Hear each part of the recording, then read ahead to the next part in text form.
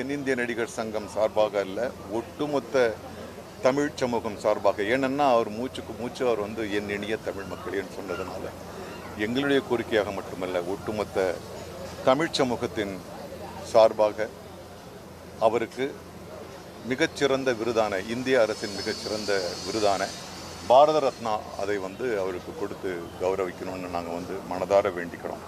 அதற்கு நம்முடைய மாநில அரசும் சிபாரிசு செய்யும் என்று நான் நம்புகின்றேன். அது மட்டும் இல்லாமல் இந்த பகுதிக்கு, இந்த தெருவுக்கு கேஷூரினா பே என்ற ஒரு ஆங்கில பெயர் இருக்குது. தமிழ் தமிழ் என்றிருந்த பாரத ராஜா அவர்களின் பெயரை இந்த சாலைக்கு சூட்ட வேண்டும் என்று மாநில அரசிடம் மிக தாழ்மையுடன் கேட்டுக்கொள்கிறோம்.